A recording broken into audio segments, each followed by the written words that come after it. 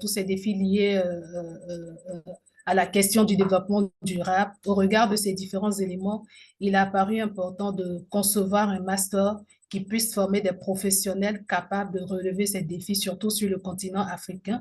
On constate que tous les autres continents s'activent et ils ont l'expertise, ils ont l'expérience adéquate pour répondre à ces défis liés à leurs différents continents. Et parfois, pour la mise en œuvre de projets ou d'initiatives sur notre continent, on est obligé de recourir à ces expertises internationales. Donc, il était bon qu'on puisse concevoir un master qui permette aux personnes vivant sur le continent africain, notamment aux Africains, de développer les compétences réelles pour concevoir, pour piloter et évaluer des projets dans le domaine du développement durable et humain. Donc ça, c'est l'un des éléments du contexte. Un deuxième élément, c'est également la question d'employabilité des jeunes diplômés de l'université Alassane Ouattara, surtout de ceux qui sont issus du département de géographie. Le département de géographie est ce département-là qui porte le master que nous avons conçu.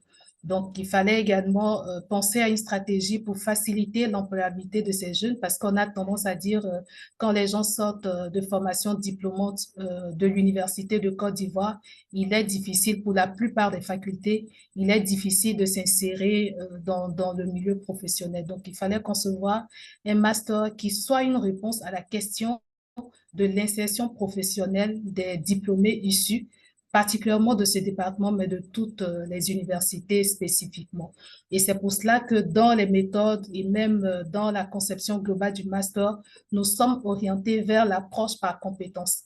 Donc, ce master-là vise à former des personnes qui, au sorti de cette formation, sont dotées de compétences pratiques qui leur permettent d'être facilement employables sur le marché. Donc, la semaine dernière, on a développé de façon un peu plus large comment ça va se dérouler pratiquement. Donc, aujourd'hui, à cause du temps qu'on n'a, on ne va pas s'étaler là-dessus, comme je l'ai dit.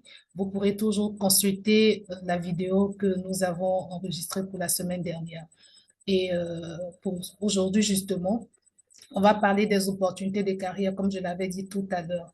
Donc, je vous demande et on vous demande d'être attentif à tout ce qui va se dire et n'hésitez pas à poser des questions également à l'issue de la présentation qui doit se faire. Merci déjà pour votre marque de confiance et pour votre participation à cette rencontre, à ces différents webinaires qui vont se poursuivre jusqu'à la fin du mois de juillet. Voilà.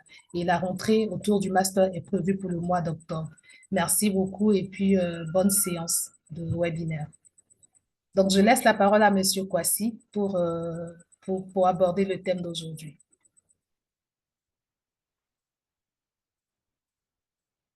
Monsieur Kwasi? Alors, merci, Madame Ouattara. Merci bien pour cette introduction. Je pense que ça nous permet ça situe le contexte. Hein. Et alors, il était important pour nous, et je pense que Madame Ouattara l'a indiqué, ce master vise à répondre à un défi d'employabilité. C'est un objectif qui est subsidiaire, ok, voilà, quoi qu'important, voilà, et il est subsidiaire au premier point qu'elle a évoqué, celui de mettre à disposition du continent des expertises locales euh, qui connaissent mieux le contexte spécifique du continent et donc plus apte à développer des approches, des initiatives qui permettent de répondre donc de façon pertinente et intégré à notre contexte social, culturel, donc aux problématiques donc, de développement, mais surtout un développement qui se veut durable, et qui se veut orienté également vers le facteur humain, vers donc, les hommes et les femmes sur le continent.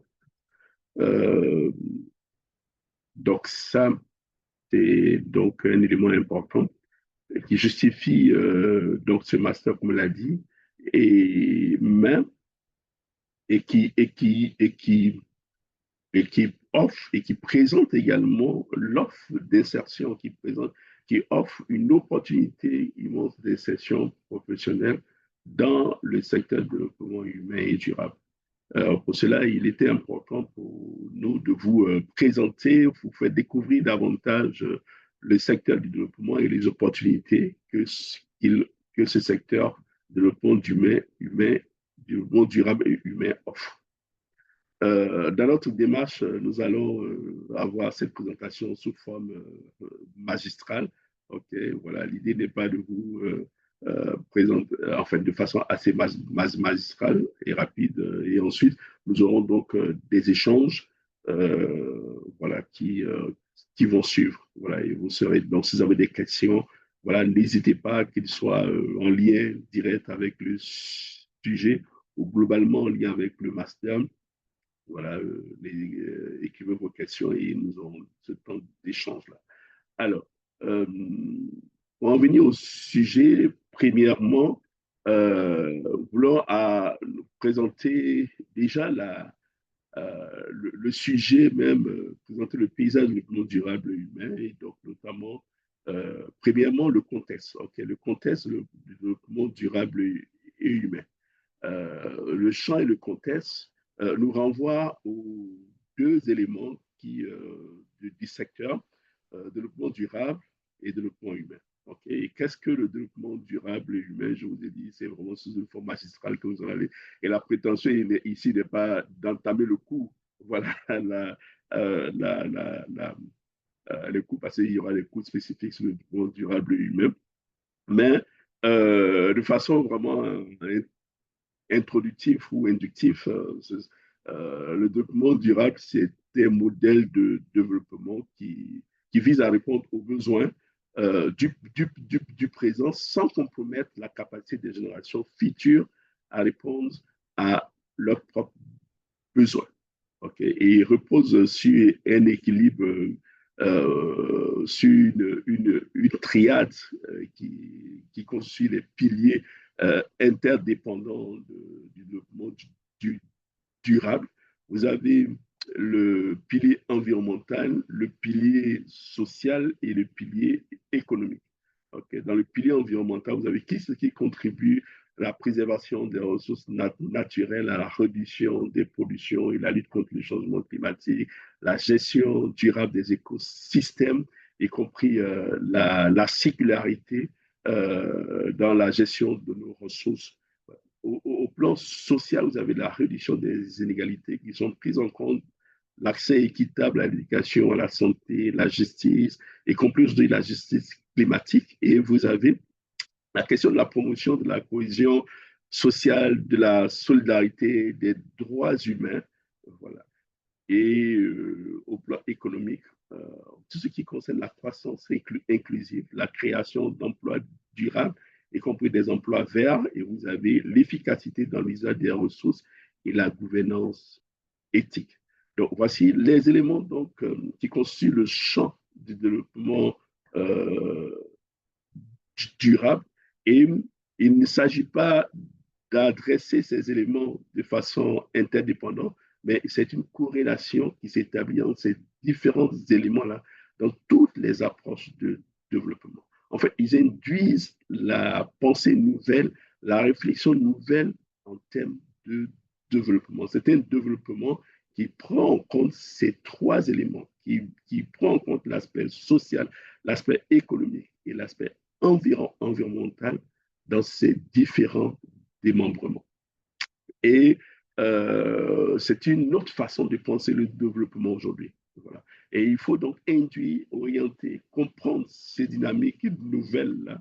Donc, quand vous êtes dans le développement durable, vous devez comprendre les problématiques du changement climatique, de la justice sociale, de la répartition, de la richesse, du dividende économique, de l'agriculture durable. Donc, ce sont de la santé sexuelle, de la reproduction.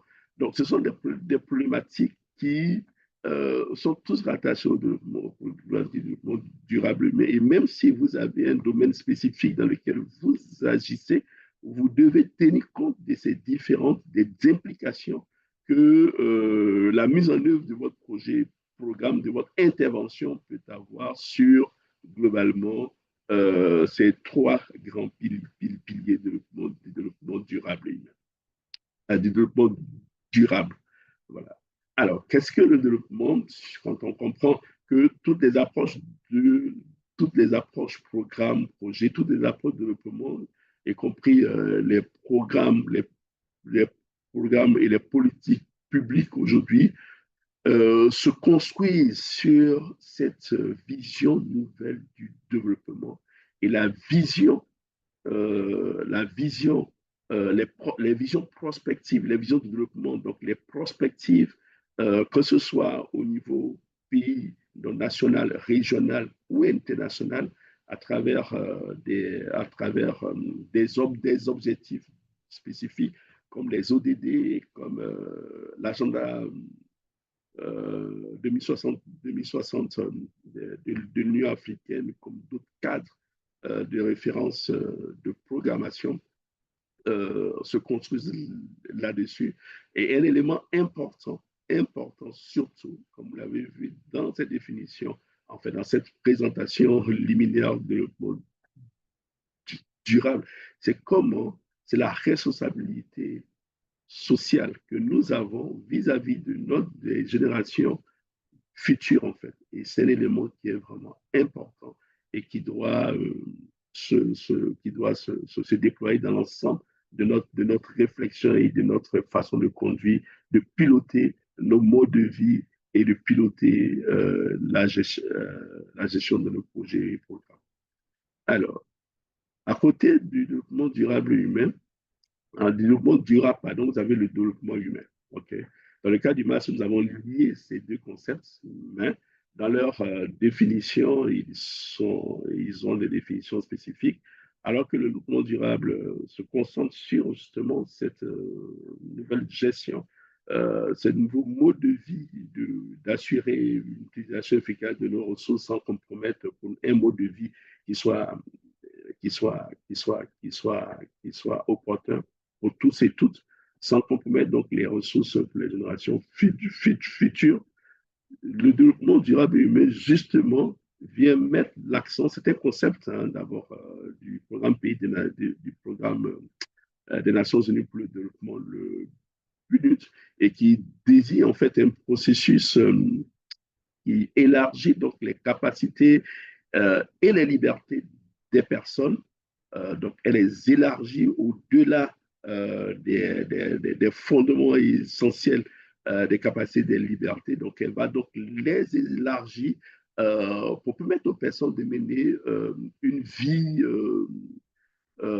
qu'elles ont raison, dans la diffusion de PNUD, qu'elles ont raison de valoriser. Donc, une vie qui a de la valeur, qui prend de la valeur, OK?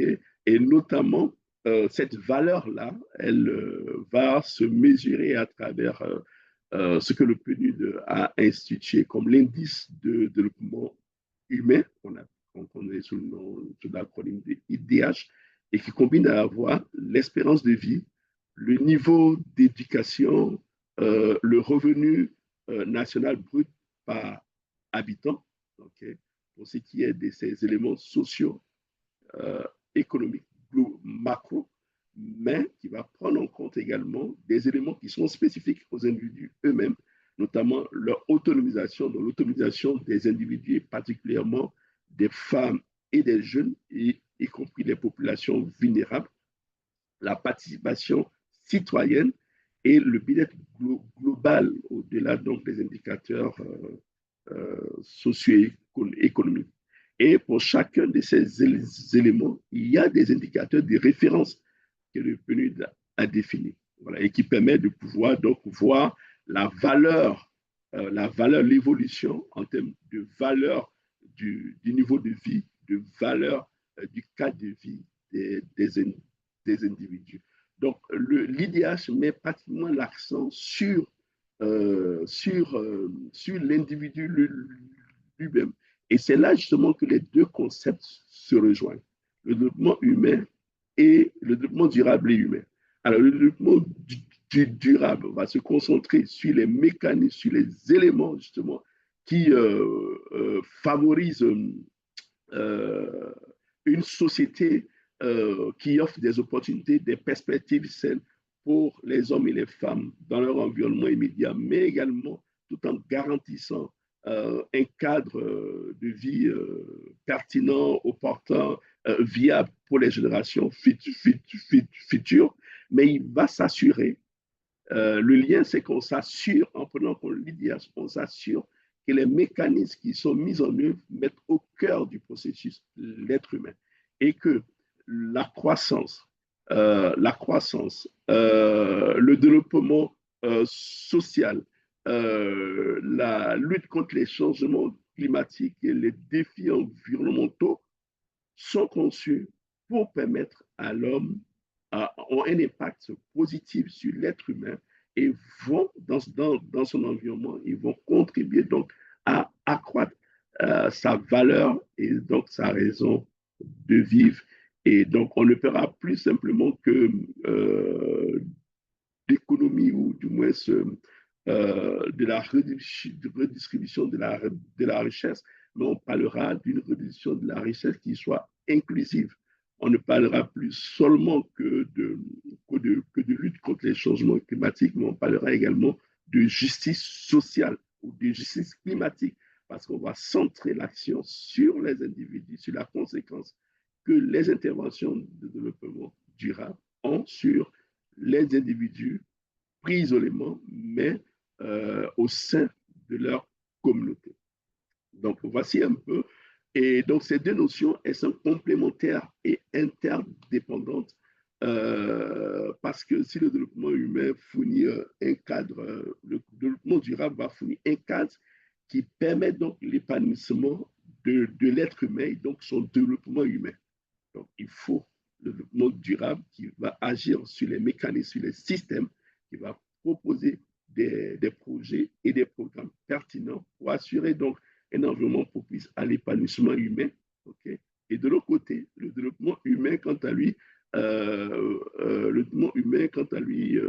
il va mettre l'humain au centre et il va évaluer donc la capacité réelle des individus à bénéficier des fruits du développement et à y participer activement. Okay? Donc, c'est une autre approche globale intégrée, okay? Et pour construire un monde plus juste, résilient, équitable et vivable pour nous, et qui garantit ces éléments de résilience, d'équité et de viabilité pour les générations futures.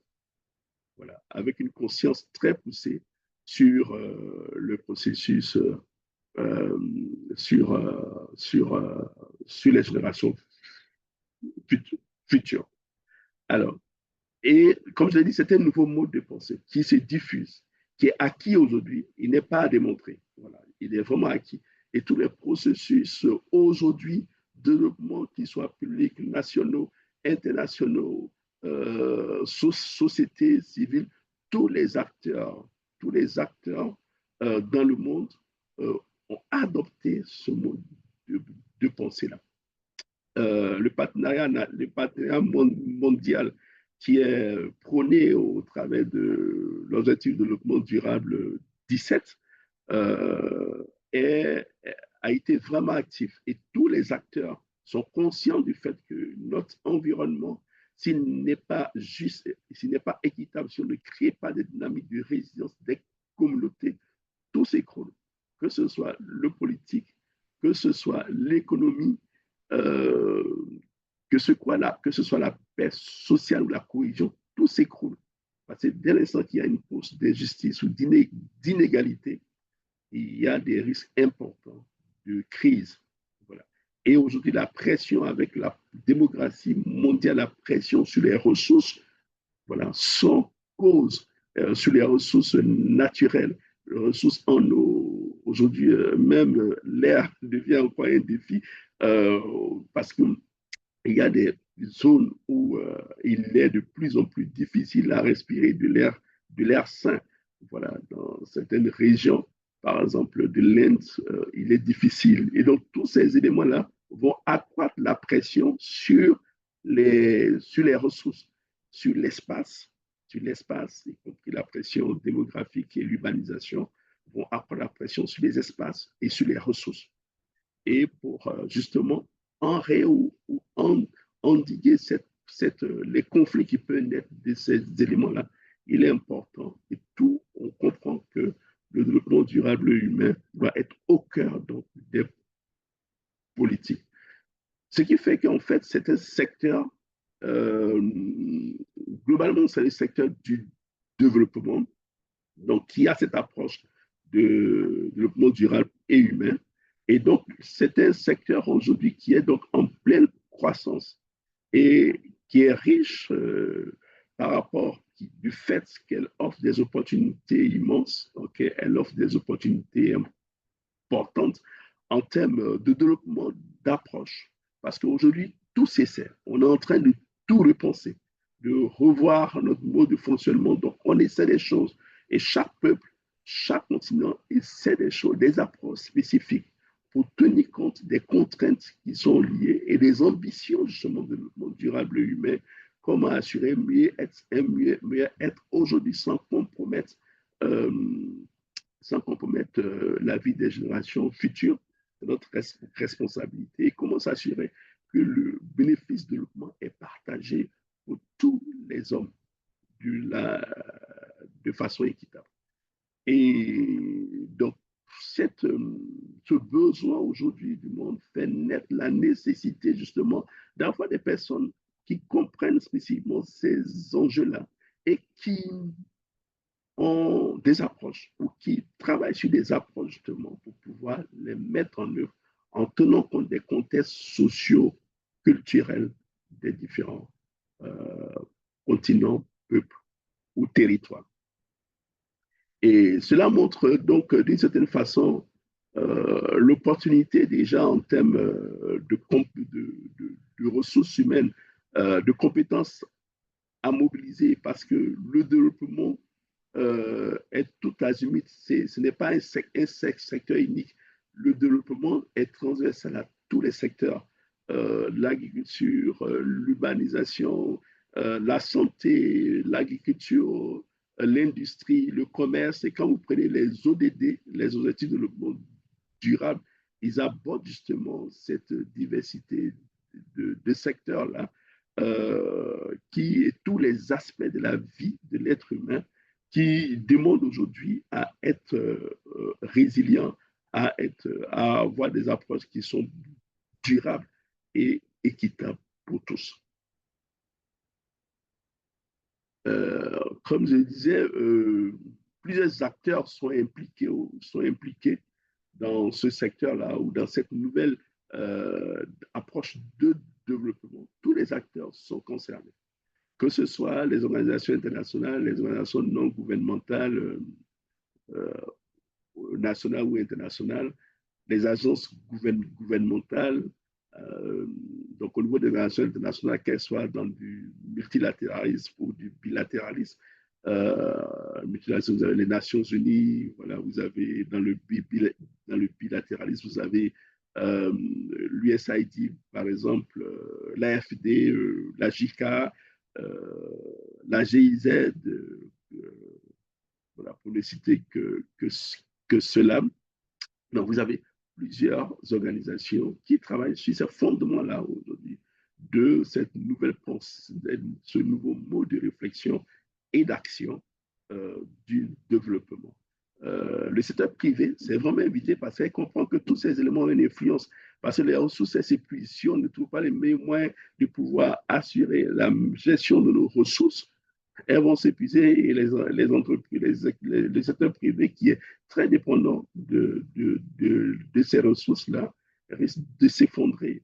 De même également, si la stabilité sociale est compromise à cause des injustices sociales et de l'iniquité ou des inégalités, alors on a un secteur économique qui s'écroule également.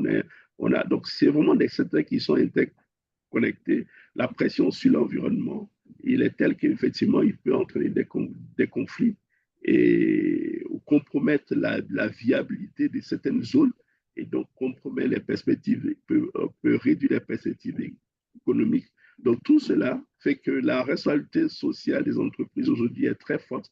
L'économie solidaire et sociale également est quelque chose qui entre en ligne de compte et vous avez plusieurs organisations qui travaillent en lien avec des institutions de recherche, des universités. Vous avez aussi les cabinets d'expertise et de consultance également qui travaillent sur ces différents aspects. Voici des acteurs majeurs qui tous sont demandeurs d'expertise dans le secteur du développement durable et humain.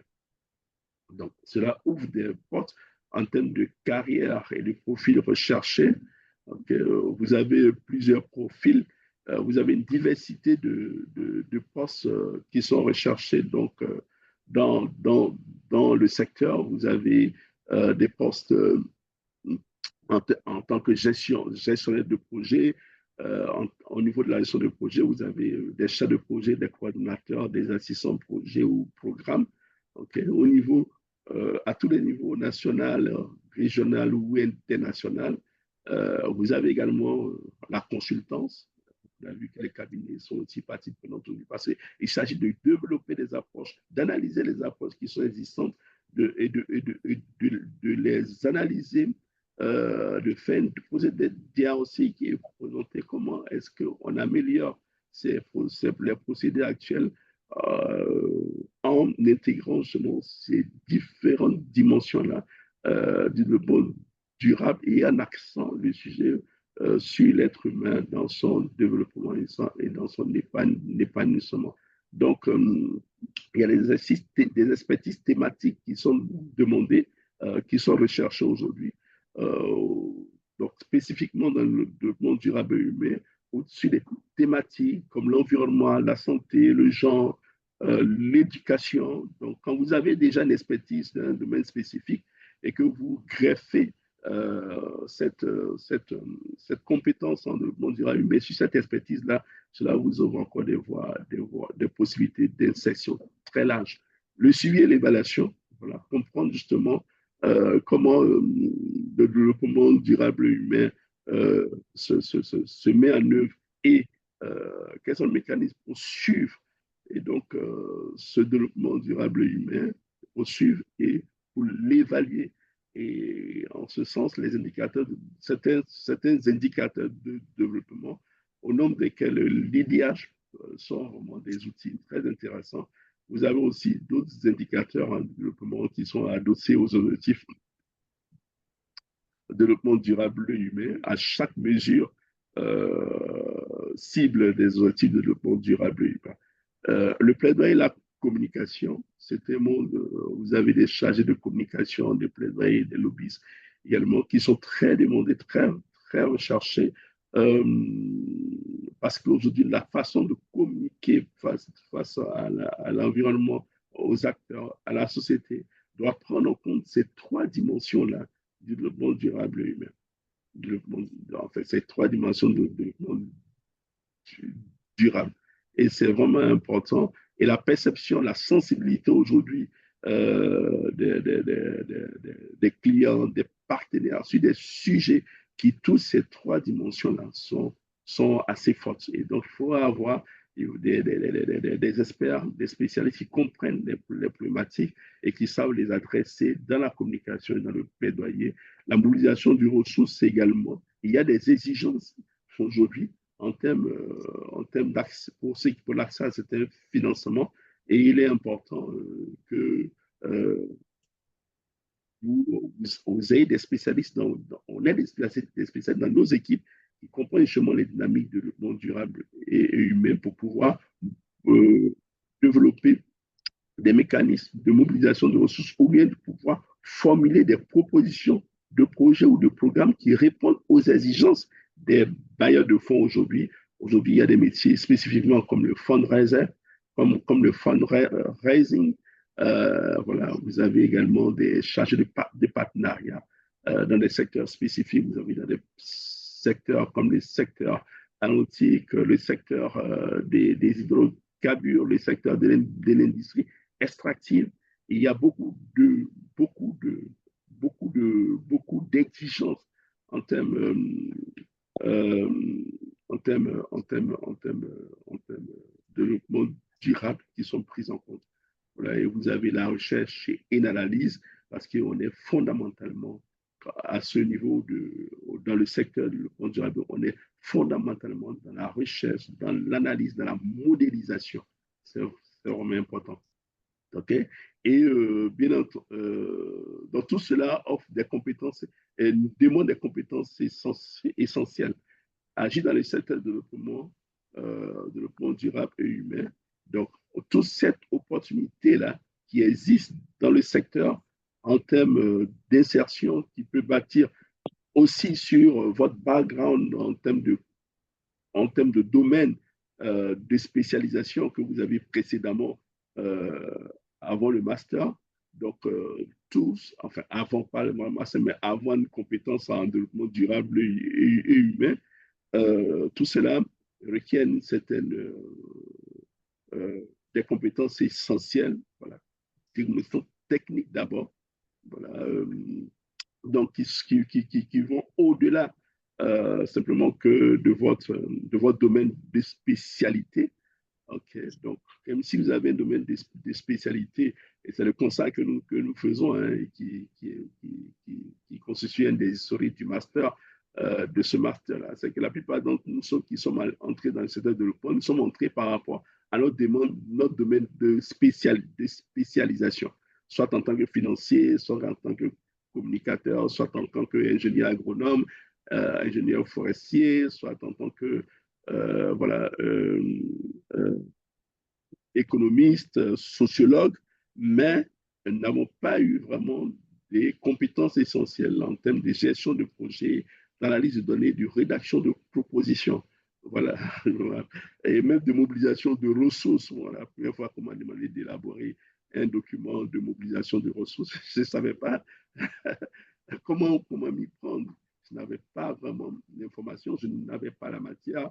L'élaboration, la rédaction de propositions de projets, bon, c'est au contact en regardant les autres propositions, en faisant du copier-coller, en regardant la structuration, voilà qu'on sait finalement donner une mécanique et on a continué à apprendre pendant longtemps.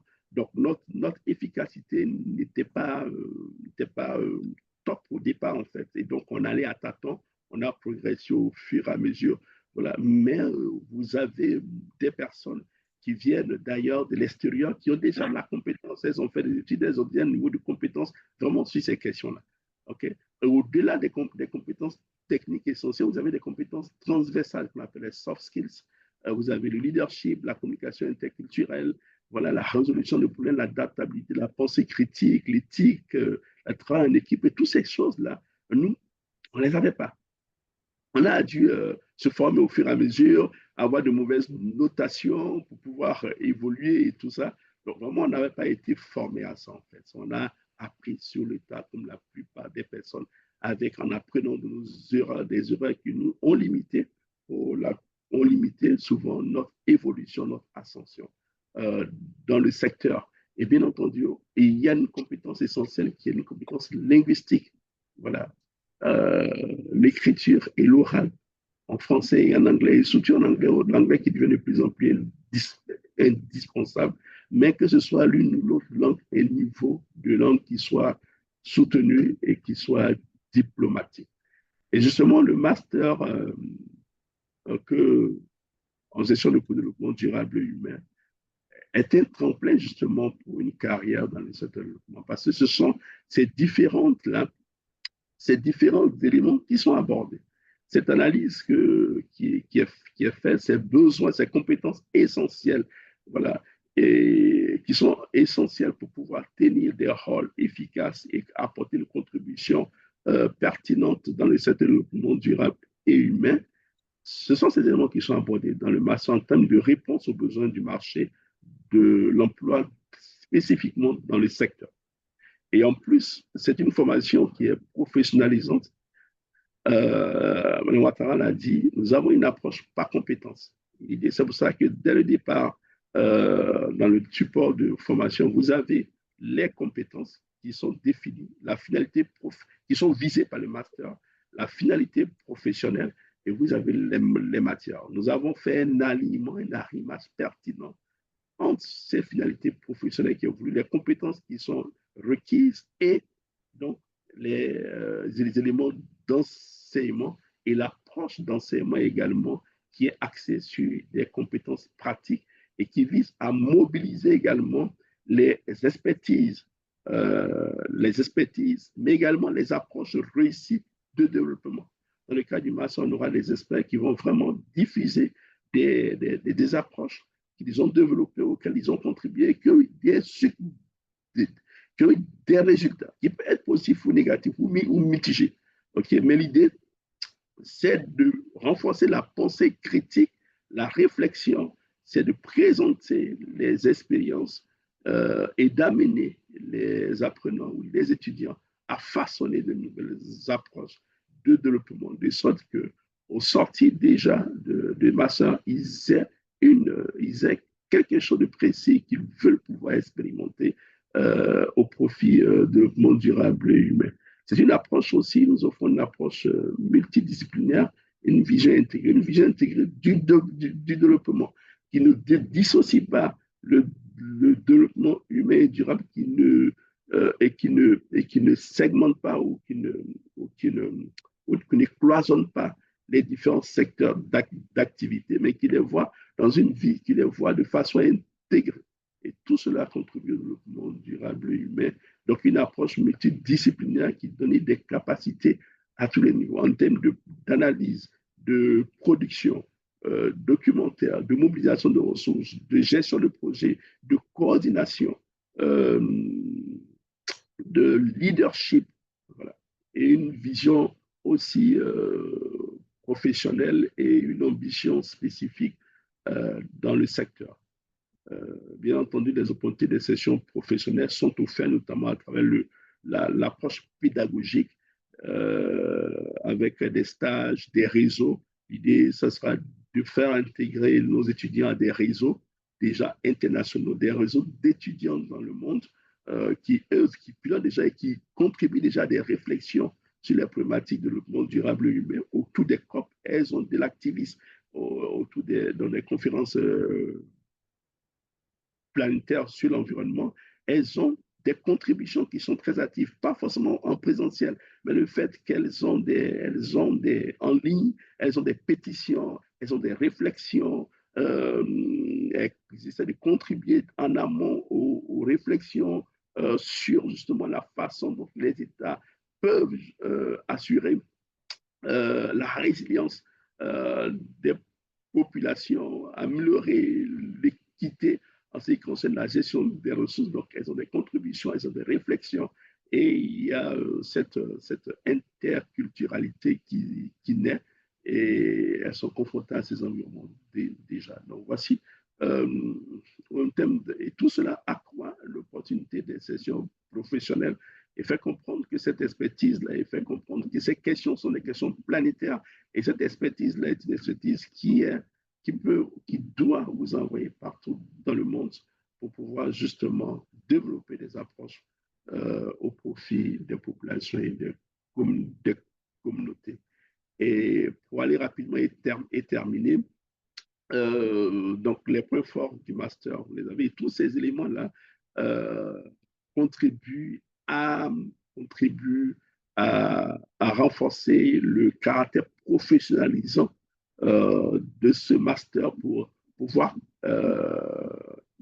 permettre effectivement de répondre, de capter les opportunités voilà, d'insertion professionnelle. Le défi n'est pas le marché. Ici, le marché est bien existant. Voilà. Dans tous les secteurs. Voilà, dans tous les secteurs, le marché est existant. Que ce soit dans les administrations publiques, privées, organisations de développement, dans tous les secteurs, le besoin est existant. Le tout, c'est le profil qu'il faut pouvoir l'adapter et nous essayons d'offrir des éléments justement qui offrent cela. Pour finir, rappeler la procédure d'instruction du master. Donc, vous avez les dates limites de candidature pour l'année académique 2025-2026. Et il y a deux procédures, là, vous expliqué la dernière fois. La procédure par appel à candidature qui a été lancé sur le site de l'AUF, l'Agence universitaire de la francophonie. C'est jusqu'au 30 juin, donc dans quelques jours. L'opportunité, c'est que déjà, il y a une facilitation si vous n'êtes pas sur place en Côte d'Ivoire. Là, vous facilite la procédure de candidature. Deuxièmement, vous pouvez bénéficier d'une allocation. Voilà, d'une allocation voilà, qui peut aller jusqu'à 50% du coût de la formation. Elle n'est pas systématique, il y a des procédures pour l'octroi de cette allocation et c'est dans la limite de la cagnotte disponible pour l'année. Donc, ce sont les principaux avantages de cette procédure. Mais si vous passez la date du 30, au-delà de la date du 30, la procédure directe d'inscription de candidature auprès de l'Université Alassane Ouattara, elle se poursuit jusqu'au 15 septembre. Donc, vous pouvez remettre votre candidature. Et la procédure, c'est que vous soumettez d'abord. Donc, vous avez les supports d'information qui vous donnent des adresses email voilà, de soumission pour la procédure directe. Vous avez les adresses email et une fois que vous soumettez votre candidature, une présélection est faite, vous aurez un retour d'information dans la trentaine de jours plus tard qui vous informe que vous êtes éligible au master et dans ce cas-là, vous devez entamer la demande de la procédure d'équivalence. Voilà, parce que pour correspondre donc votre niveau, mais surtout votre diplomation au, au niveau requis pour le master. Et une fois que vous avez la procédure d'équivalence qui inclut la certification du diplôme dans votre pays, et donc vous transmettez les informations, payez les droits d'équivalence, et à la suite, donc, lorsque l'Université Alassane Ouattara vous donne une suite favorable et vous délivre votre équivalence, et en ce moment-là, vous êtes sélectionné pour le master et vous devez donc procéder à votre inscription. Donc, voici un peu la procédure. Et pour terminer, le secteur de développement durable humain offre vraiment des carrières passionnantes et impactantes. Alors, si vous agissez sur des systèmes, sur des vies, sur des environnements, sur des individus, vous dire également, même la conception de ce master intègre le processus de développement durable humain parce qu'il vise un transfert des connaissances et des compétences pour agir sur des vies et sur des environnements. Et c'est tout ça, justement, le mode de pensée, le mode de pensée du développement aujourd'hui. Et cela touche tous les aspects, renforcement des capacités, tous ces éléments. Et donc, votre manière de penser change. Elle change sur comment est-ce que vous influencez le monde, votre environnement, pour agir non seulement sur les générations présentes, mais les générations futures. Et donc, nous croyons fondamentalement le master que nous proposons est une formation d'excellence pour vous préparer dans cette carrière-là, dans le développement, parce que conçu par les acteurs eux-mêmes qui ont été dans le développement pendant des années, dont le mode justement de pensée du développement a été modifié par cette connexion avec ces réalités de ce secteur-là et par cette appropriation de cette thématique. Et l'ambition que nous avons aujourd'hui, c'est vraiment de contribuer à renforcer, à créer une génération d'hommes et de femmes qui soient capables de piloter le développement et assurer un équilibre de vie dans nos populations, pour nos peuples, et surtout assurer que les générations futures également pour profiter d'un environnement de vie et qu'aujourd'hui, qu'on puisse réduire les inégalités, les écarts entre les peuples et que notre jeunesse, nos peuples n'aient pas à vouloir forcément aller prendre la mer au risque de la vie pour rejoindre d'autres espaces, d'autres lieux. Parce que nous croyons que nous avons les moyens, les capacités, si la richesse et si le développement devient inclusif et équitable, que nous avons assez de ressources pour faire bénéficier à nos populations et pour faire vivre nos populations de façon décente et que nous devenons même et que nous fassions envie aux autres peuples. Voilà. Merci donc pour ce temps d'écoute. Désolé d'avoir été un peu long parce que ça a pris une quarantaine de minutes. Donc, on va travailler à réduire notre durée de prise de parole. Et merci beaucoup de votre écoute. Et je vais donc laisser la parole à Manawatara pour faciliter la session d'échange. Merci. Merci beaucoup, Monsieur Kwasi. On est en ligne, mais bon, peut-être qu'on peut mettre des émoticônes pour faire des applaudissements pour cette présentation. Alors, nous sommes à la période à la session des questions. Donc, vous avez la parole. Merci beaucoup, Dr. Zio, Monsieur Demel, pour les acclamations. Voilà. Donc, les autres participants, vous pouvez leur emboîter le pas également. Merci. Donc, comme je disais, on est maintenant à la session pour les échanges. Donc, vous avez la parole pour poser vos questions relativement à l'exposé qui a été fait. Mais comme M. Kwasi l'avait dit à l'entame de ses propos, si vous avez aussi des questions sur le master de façon générale, donc c'est le moment de poser les questions. Il suffit de lever la main, on vous donnera la parole et vous interviendrez. Merci.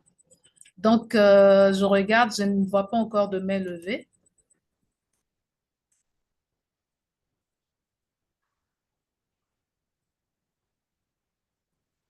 Je ne vois pas encore de main levée. Oui, oui, Monsieur Demel. Je vois deux mains. Donc, Monsieur Demel et à la suite, Monsieur Yao Fréjus interviendra. Monsieur Demel.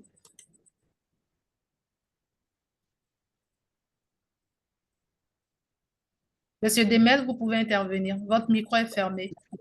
Ok, alors Voilà. vous me recevez maintenant? Vous me Parfaitement, recevez? on vous reçoit maintenant. Ok. On vous reçoit Encore une fois, merci à M. Kwasi et merci à vous pour cette séance. J'ai pris note de voir que le master offre aussi assez d'opportunités. Maintenant, nous, on a juste un petit défi. Puisque c'est un master, le coût financier, est-ce que ça sera si réaliste pour nous? Est-ce qu'il y a cette possibilité-là de faire seulement qu'en ligne, peut-être pour des professionnels? Est-ce que en matière ici de coûts, ça sera si échelonné jusqu'à l'obtention ici du diplôme? Merci, c'est un peu ce volet à deux questions. Merci encore une fois. OK. Merci, Monsieur Demel. Si j'ai bien noté vos questions, vous avez parlé du coût. Et ensuite, est-ce que la formation pourra se faire en ligne? Et la troisième question, est-ce que les coûts pourront être échelonnés? C'est bien ça?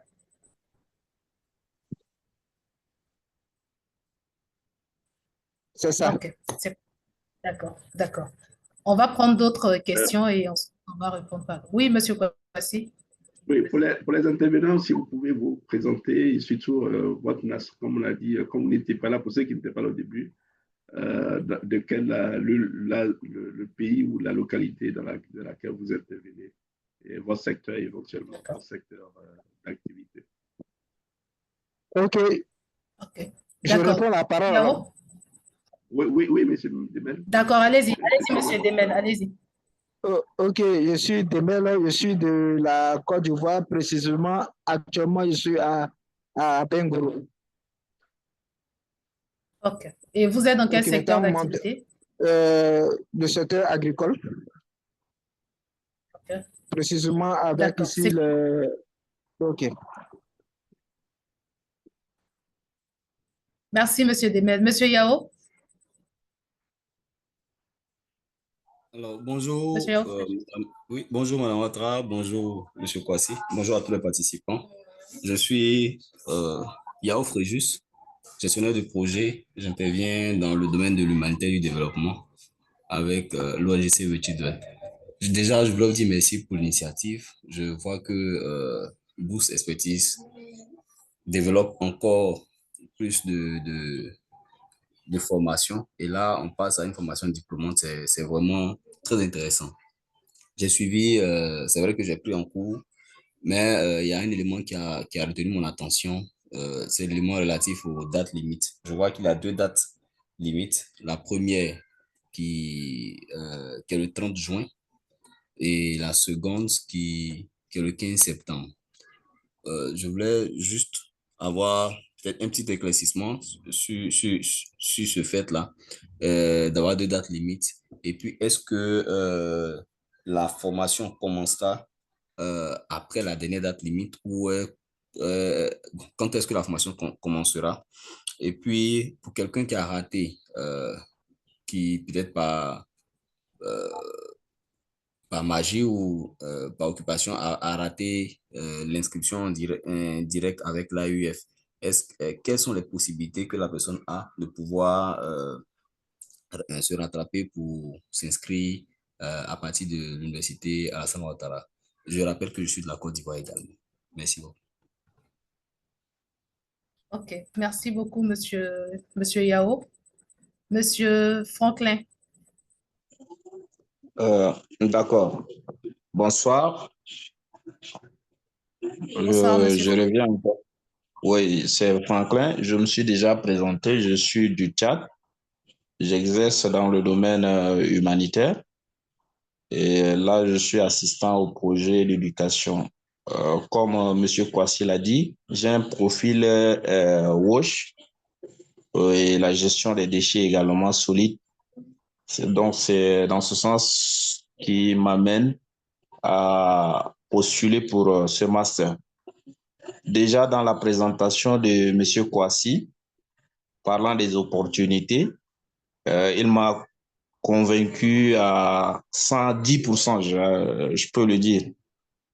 Mais maintenant, mes préoccupations, je vise beaucoup plutôt le PNUD, le programme PNUD au Tchad.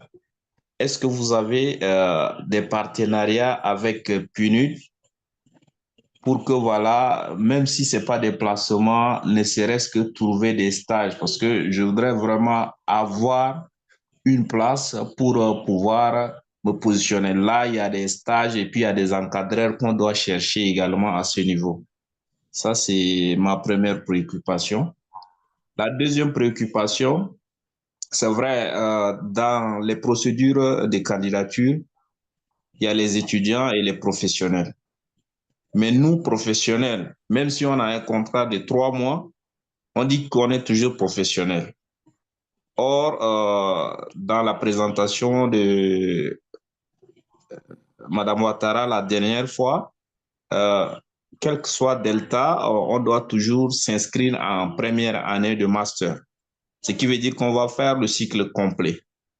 Maintenant, la personne qui a postulé pour l'AEF et qui n'a pas obtenu des bonus ou bien des cautions, est-ce que cette personne en situation professionnelle limitée ne peut pas obtenir une exception particulière de la part du master pour pouvoir poursuivre la formation avec les autres collègues? Merci.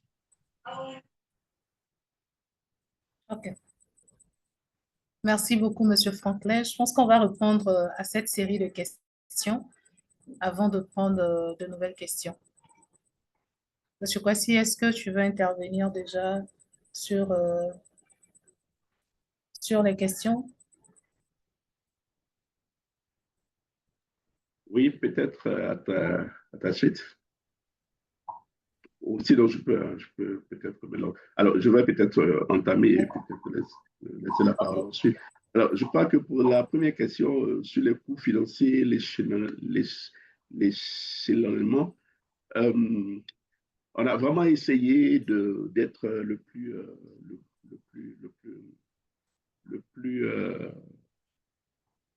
le plus, le moins large possible, en fait. L'objectif de ce master, c'était, on l'a présenté déjà la session précédente. Aujourd'hui aussi, on est revenu là-dessus, sur l'ambition qui motive le master. Et relativement à cette ambition, nous sommes dans les objectifs de mobiliser des expertises vraiment pointues pour accompagner la mise en œuvre du master. Nous avons retardé la mise en œuvre du master d'une année parce que nous avons pris une année pratiquement de septembre 2014 jusqu'à cet instant-là pour pouvoir mobiliser les partenaires autour du master. Nous avons eu la cérémonie de lancement du master avec les partenaires stratégiques. Nous avons déjà rencontré la BAD, le PNUD et d'autres organisations. L'AUF également est un partenaire pour pouvoir mobiliser des expertises qui coûtent vraiment cher. Mais nous avons fait comprendre l'objectif du master. Il n'est pas à but lucratif. Voilà. Même si nous sommes secteur privé, c'est vrai, mais nous sommes le master porté par l'Université Alassane Ouattara, qui est une institution publique. Donc, les coûts sont vraiment des coûts qui sont très en deçà du coût du marché. Si vous prenez le catalogue de l'AIF et vous prenez la qualité, la carrière du master en termes du nombre, du volume horaire et du nombre d'unités constituées d'éléments d'enseignement, il est costaud.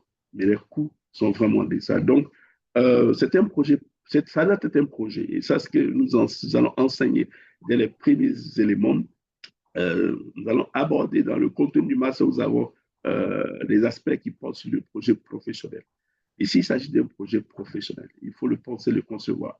Dans la foi aux questions, nous faisons quelques recommandations pour vous aider à financer votre chose. Nous sommes en train de nous allons poursuivre les réflexions pour voir comment est-ce que nous pouvons éventuellement réfléchir comme cela se fait ailleurs dans les universités internationales, des synergies, des partenariats avec peut-être des institutions qui peuvent aider à financer, qui peuvent accompagner les étudiants dans le financement de l'étude. Ce n'est pas garanti. C'est des réflexions que nous allons mener pour pouvoir accroître la qualité du master et réduire les barrières justement pour certaines personnes qui peuvent y aller. Mais c'est un projet, il faut vraiment penser comment est-ce que vous pouvez supporter ce coût financier-là qui n'est pas très important. L'échelonnement, c'est possible et ça, on a pensé à ça. Une des facilités que le master offre, c'est de pouvoir étaler les paiements. Et pour ça, dans les discussions au monde, quand vous aurez passé la phase de sélection, ce sont des discussions qui peuvent vraiment se faire directement avec l'université. Je ne sais pas, Mme Ouattara, si c'est pour là, s'il y avait des éléments à ajouter, c'était sur le premier intervenant, avant de passer peut-être aux autres. C'est ça. Je crois que pour le premier intervenant, s'il y avait la question, est-ce que les formations se feront en ligne? Donc, comme tu es déjà sur le premier intervenant, tu peux poursuivre avec.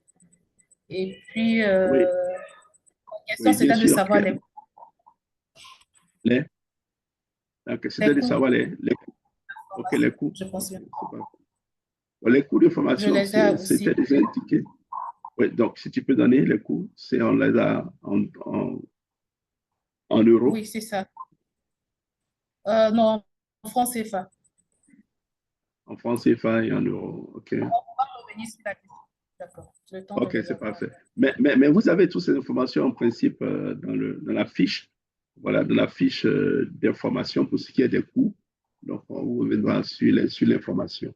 Oui, les coûts se font à distance. C'est vraiment la spécificité. Vous avez plus de détails sur la façon dont les coûts sont dispensés dans le webinaire 1. On vous partagera le lien pour y accéder. Et également dans la foi aux questions. La foi aux questions, comme je l'ai dit, on a compilé l'ensemble des questions qui avaient été posées la semaine dernière. Et donc, elles vous seront partagées. On vous exhorte à rejoindre le groupe WhatsApp. Parce que dans le groupe WhatsApp, quand vous y êtes, que ce soit le groupe WhatsApp du master ou des webinaires, on vous partage les informations et vous pouvez actualiser votre compréhension des éléments du master. Donc, oui, les cours se font en ligne à travers des classrooms et des webinaires. C'est ça la spécificité de la formation ouverte à distance. Pour ce qui est des dates limites des formations, 2 dates effectivement, 15 septembre et 30 juin. Le 30 juin, c'est pour le processus de l'AUF. Je vais vous expliquer que le processus de l'AUF offre la possibilité d'avoir une allocation et elle facilite le processus pour ceux qui sont vraiment très loin de la Côte d'Ivoire. Voilà, donc, et là, c'est jusqu'au 30 juin. Voilà. Mais après le 30 juin, vous pouvez aller pour la procédure directe. Voilà, pour la procédure directe, qui est même moins complexe voilà, que celle de l'AIF, parce que là, il s'agit d'envoyer votre candidature par email. Voilà. Tout ça est aussi décrit dans la fiche de renseignement. Si vous n'avez pas la fiche de renseignement, voilà, faites-nous savoir là maintenant par message et on va vous la partager. Peut-être que Nana, si tu peux partager la fiche peut-être déjà dans le groupe, dans le chat du webinaire ici, dans le Zoom, pour que les personnes qui ne l'ont pas, voilà, puissent l'avoir déjà. Et donc, la date du 15 septembre, elle est pour la procédure directe. Donc, vous pouvez continuer à vous inscrire, étant donné que la rentrée est fixée au mois d'octobre. Voilà, donc jusqu'au 15 septembre ou plus tard, voilà, les procédures de candidature seront terminées pour qu'on puisse finaliser les procédures de sélection et de passer la procédure de sélection. L'inscription prend également un peu de temps et surtout l'équivalence. Donc, pour ne pas, voilà, donc il faut s'arrêter à un moment donné pour se donner le temps de pouvoir régler cela. Donc, et les cours débutent en octobre. Donc, voilà, après, c'est les candidatures qui se limitent au plus tard le 15 septembre. Donc, si vous n'avez pas pu soumissionner en ligne sur la plateforme de l'AUF, ça ne vous pénalise pas. La seule contrainte, c'est que vous ne pouvez pas prétendre à l'allocation, voilà, que l'AUF aurait pu vous octroyer. Ce n'est pas à 100% aussi. Voilà. Alors, donc, partenariat avec le PNUD. Alors, le master, au sein du master, vous allez voir plus grand. Vous n'allez même pas voir le PNUD. OK? Voilà, vous aurez ce changement-là, cette ouverture, le PNUD n'est qu'une agence parmi tant d'autres. Dans vos pays, dans l'institution publique nationale, il y a des organisations qui sont encore plus dynamiques. Et donc, il y a des réseaux qui sont encore plus importants. Votre expertise ne pourra pas se limiter seulement au PNUD. Voilà, donc, je comprends qu'aujourd'hui, le PNUD Tchad, ça vous intéresse. Oui, nous avons le PNUD comme partenaire dans ce projet, pour ce qui est de la Côte d'Ivoire. Mais notre ambition n'est pas de vous limiter au PNUD. Parce qu'au PNUD, nous avons vu des limites également dans les approches, voilà, dans la façon de conduire le développement, de le mettre en œuvre. Oui, vous pourrez intégrer. Ça fait partie des ouvertures, des possibilités d'insertion. Mais vous n'allez pas vous limiter à là. Vous allez aller plus loin, plus grand. Vous allez aller encore à d'autres institutions internationales. Il y en a plusieurs. Voilà. Donc, pour ce qui est de la procédure des stages, on l'a décrit également dans la fois aux questions. Voilà, vous pouvez prendre connaissance. Et finalement, pour celle la possibilité ou l'exception pour une inscription. Bon, Madame Ouattara, voilà, je te laisse pour les autres points s'il y en a, parce que je crois que j'ai noté. Je crois que c'est la dernière question. Je voudrais quand même revenir. Bon, la dernière question, c'était pour les personnes qui ont des contrats qui ne sont pas très sécurisés. Okay, alors qu'on a deux types de candidatures, les étudiants et puis les professionnels. Voilà. Je pense que tout est aussi dans la documentation que vous faites lors des processus de recrutement. Donc, selon les documents qui sont soumis à l'analyse qu'on fait, c'est de regarder si vous êtes étudiant ou bien professionnel. Maintenant, si au cours du parcours, il y a des contraintes, tout se passe, tout est possible dans la discussion, en fait, pour comprendre vos réalités, voir quelles sont les mesures exceptionnelles qui peuvent vous être appliquées pour vous permettre de finir votre processus de formation. Donc, voici ce qu'on peut dire par rapport à ce point. Et peut-être pour revenir sur le point que vous avez évoqué, effectivement, on recommande que tous les participants, tous ceux qui vont participer à cette formation débutent par le Master 1 parce qu'on a une vision, on a un objectif et on l'a précisé durant toutes nos interventions. Ce que nous voulons, c'est vraiment de ce transfert de compétences-là, de sorte que les personnes qui sortent de cette formation aient les compétences requises pour intégrer le monde professionnel ou soit plus performants dans les structures dans lesquelles elles sont. Il y a beaucoup de masters en gestion de projets qui se font sur le continent africain. Il y a même des masters qui se font dans le domaine du développement durable. Mais ici, l'innovation que nous avons voulu apporter, au-delà même de la spécificité de ce master sur le développement durable et humain, il y a les approches d'enseignement et il y a cette acquisition de compétences. Donc, pour nous, c'est essentiel, surtout pour les premières années, pour nous assurer de la qualité de cette formation. Il est essentiel pour nous que les personnes qui participent puissent débuter par le Master 1. Donc, comme M. Kwasi l'a dit, tout ça doit rentrer dans le cadre d'un projet professionnel que vous devez concevoir et puis bâtir une stratégie pour pouvoir mobiliser les ressources qui vous permettent de pouvoir suivre efficacement la formation. Mais bien entendu, on reste ouvert aux discussions et aux échanges si éventuellement, au cours du parcours, vous avez des contraintes spécifiques. On pourra vous apporter une assistance et voir dans quelle mesure trouver la bonne formule qui pourra s'adapter à vous. Donc ça, c'était par rapport à ce point, ces dernières questions. Oui, et pour revenir au cours avant que M. Kouassi prenne la parole, en attendant que nos collègues nous partagent le coût en euros, enfin tout ça c'est sur la brochure, donc parfois on ne retient pas. Le coût en francs CFA déjà, vous pouvez utiliser pour faire la conversion. Donc le coût en francs CFA pour les professionnels, ça fait 1 650 000, y compris tout ce qui concerne les frais d'inscription au sein de l'Université Alassane Ouattara, les coûts liés aux équivalences également. Et pour les étudiants, ça fait 1 150 000. Donc, tout ça est compris à l'intérieur. Donc, voilà les points sur lesquels je voulais intervenir avant que M. Kouassi ne reprenne la parole.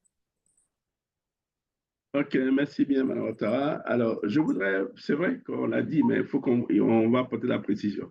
Il n'est pas exclu d'aller directement au Master 2. Il n'est pas exclu. Ce que Mme Ouattara a indiqué, ce que nous avons dit la semaine dernière et confirmé enfin, qui a été conforté également par nos collègues de la commission pédagogique, c'est justement le fait que les éléments constitutifs du Master, le programme du Master sur la première et deuxième année, c'est l'ensemble de ces programmes qui offrent la compétence. Donc, c'est le message. Mais si vous estimez que vous pensez que vous avez les acquis, les prérequis au niveau du Master 1, il y a la procédure d'équivalence. Mais ce que nous avons fait savoir, c'est que la spécificité du Master est telle que la procédure d'équivalence risque d'être n'est pas garantie. Ce n'est pas garanti que vous ayez l'équivalence, le Master 1 pour aller au Master 2. Donc, mieux vaut penser globalement votre projet professionnel sur les 2 années. Voilà, mieux vous les pensez globalement. Voilà, donc, le message, il est le même. Pensez globalement, mais on ne dit pas qu'il n'y a pas de procédure, il n'y a pas de procédure dans le Master 2 directement, mais c'est vraiment, on ne vous le recommande pas. Voilà, c'est ça. On ne vous le recommande pas. Il y a des questions qui ont été posées également en ce qui concerne c'est dans le chat, hein, Mme Ouattara, sur est-ce qu'il y a une possibilité de faire une thèse. Voilà, c'est ça. En logique. Oui, c'est ça, c'est ça. Mais c'est clair. Je crois que notre positionnement, il est clair. On veut former des professionnels. C'est vraiment clair. C'est un master professionnel. Voilà. Le master professionnel n'ouvre pas sur un doctorat. OK. Alors, je parle vraiment sous le contrôle des membres, des membres de la commission pédagogique. Hein. Le master professionnel n'ouvre pas sur un doctorat. C'est un master professionnel. Il est fait pour aller délivrer ses compétences en milieu professionnel. Voilà. Donc, éventuellement, vous pourrez vous inscrire dans d'autres filières pour aller vers un master, vers un doctorat. Voilà. Alors, je crois qu'il y avait une autre question aussi, mais qu'on avait déjà répondu. Il y a une question qui demandait quelles sont les compétences acquises à l'issue de la formation.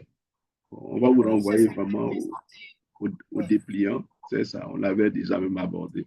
Sur les compétences que nous avons vues aujourd'hui, que nous avons présentées, compétences essentielles pour agir dans le secteur de développement. Ces compétences sont offertes à travers le master, compétences techniques, compétences transversales, donc les soft skills, et compétences linguistiques, et compétences aussi de compétences, bon, ce sont les compétences, mais ce sont les compétences transversales comme les linguistiques, comme également l'utilisation des outils numériques, l'intelligence artificielle et tout ça. Voilà. Donc, ce sont des compétences pratiques. Donc, allez regarder dans le support de cours. Donc, compétences en analyse, stratégique, en formulation, en production, en coordination, en gestion de projets et programmes, compétences en modélisation, suivi et évaluation, en modélisation et réplication, en plaidoyer, mobilisation de ressources. Voici un ensemble de compétences, voilà, et donc, que vous pouvez avoir. C'est cela. Il y a une autre question de Madame Kwame Karel. Est-ce que la formation donnera des... Enfin, est-ce qu'on aura la formation sur les outils de gestion de projet, notamment MS Project, et est-ce qu'on facilitera les stages? Pour la question des stages, je pense que ça avait déjà été répondu. Pour la question sur les outils, oui. Je ne sais pas si vous avez reçu la brochure de formation, mais sinon, on vous la partagera. Comme ça, vous pourrez voir les différents éléments constitutifs d'unité d'enseignement qu'on appelle couramment module de formation. Vous allez voir qu'il y a des éléments qui sont en lien avec les outils qui sont utilisés dans le domaine. Tout à l'heure, M. Kwasi parlait même des outils innovants comme l'intelligence artificielle que nous avons intégrée également dans la formation. Ce qu'il faut savoir aussi, M. Kwasi l'avait dit dans ses propos, c'est que dans la conception de ce master, nous avons pensé aux compétences dont vous avez besoin, dont les acteurs ont besoin de façon pratique sur le terrain, et c'est ce qui a suscité la conception des modules. Donc, ça fait que toutes les compétences nécessaires en tant que gestionnaire de projet, mais spécifiquement sur la question du développement durable et humain, nous les avons prises en compte et nous avons proposé et conçu des modules qui sont en lien avec ces différentes compétences-là. Donc, dans la brochure d'information, vous avez tous ces différents modules et même les compétences qui sont visées ou qui seront développées au terme de la formation. Monsieur Kwasi, est-ce qu'il y a d'autres choses à ajouter à ce propos? Oui, au niveau du contenu du master, effectivement, c'est une question qui nous est revenue, effectivement. On a dans le support du master, dans la brochure du master qui vous a été partagée, vous avez les unités d'enseignement qui sont bien précisées, comme l'a dit Mme Ouattara. Mais je crois que le besoin qui est exprimé par plusieurs, c'est d'avoir le détail des différents modules. On prend en compte cela. On vous partagera un lien qui vous permettra de pouvoir avoir accès aux détails du contenu. Okay? Mais pour ça, il faut que vous soyez préinscrits, parce que c'est les personnes qui sont préinscrites à qui nous allons fournir l'information, qui auront le lien. Okay? Donc, préinscrivez-vous pour que nous puissions avoir et intégrer aussi le groupe WhatsApp. Voilà, intégrer aussi le groupe WhatsApp. Parce que nous allons diffuser à l'intérieur donc le lien qui vous permettra de pouvoir voir le contenu des éléments, avoir le contenu de chaque unité d'enseignement. Voilà. Et il y a une question, Mme Ouattara, qui vient également sur un professionnel qui est au chômage. Voilà. Un professionnel qui est au chômage, en ce qui concerne, qui est au chômage en ce moment, voilà, doit-il s'inscrire en tant que professionnel ou étudiant? Alors, sur cette question, je pense qu'il faut, Mme Ouattara l'a déjà dit, quand vous vous inscrivez, déclinez votre statut actuel. OK? Voilà. Si vous n'êtes pas étudiant, parce que la notion d'étudiant ici, elle est bien claire. Un étudiant, c'est quelqu'un qui a une carte d'étudiant et qui peut justifier qu'il est vraiment inscrit, qu'il a été inscrit au cours des 12 derniers mois dans une formation académique.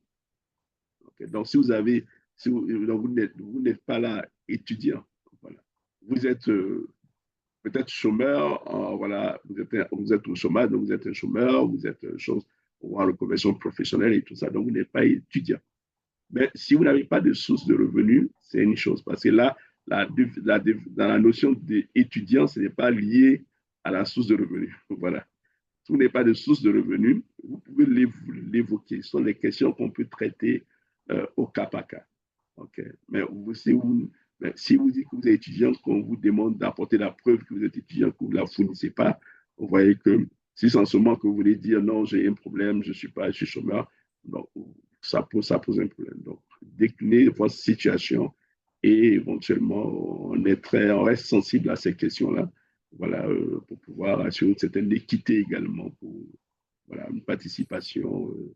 Des personnes qui sont vraiment, qui ont un véritable projet professionnel derrière, et qui ont vraiment une vocation pour le secteur de développement humanitaire à pouvoir participer au master. C'est bien ça? Oui, c'est bien ça. Et puis, peut-être vous encourager aussi, il y a encore quelques jours avant le 30 juin.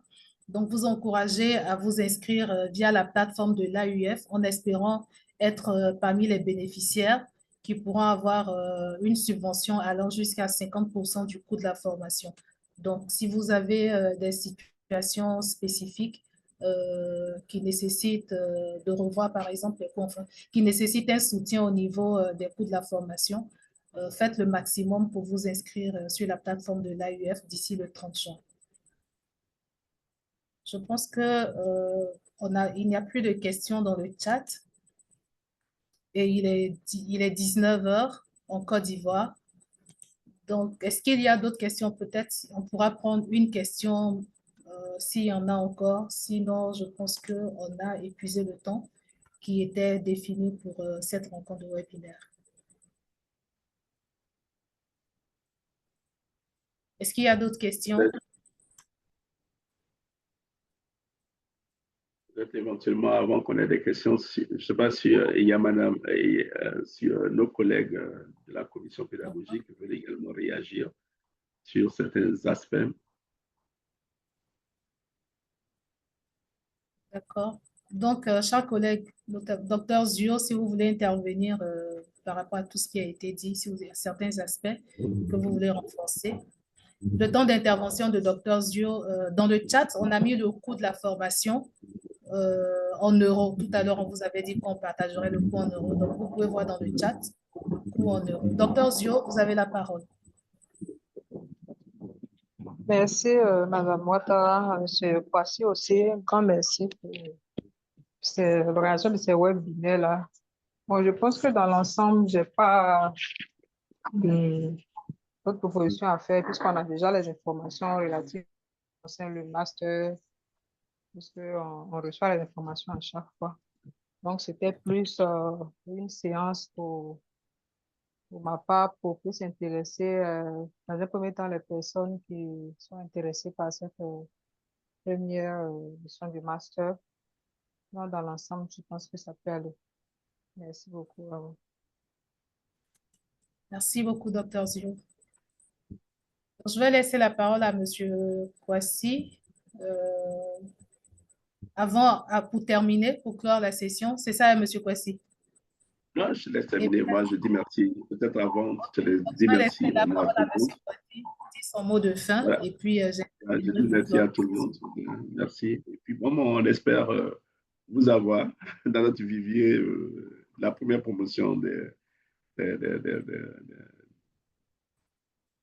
des auditeurs, voilà, au master et aussi des diplômés du master. Voilà. Merci. Et puis, voilà, la prochaine session. Merci bien. Merci beaucoup, monsieur Kwasi. Donc, merci aussi à vous. Merci à nos collègues de Boost Expertise, mademoiselle Nana, madame Oka Efrazi, qui nous ont assistés dans le cadre de cette rencontre aujourd'hui.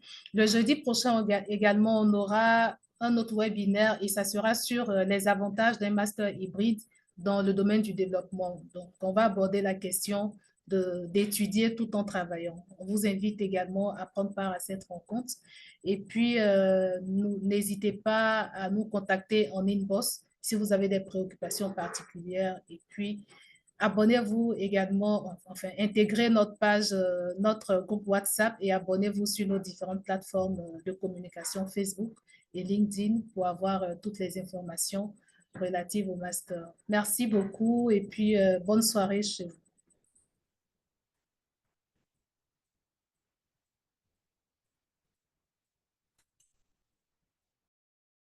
Merci, bonne soirée à vous. Au revoir.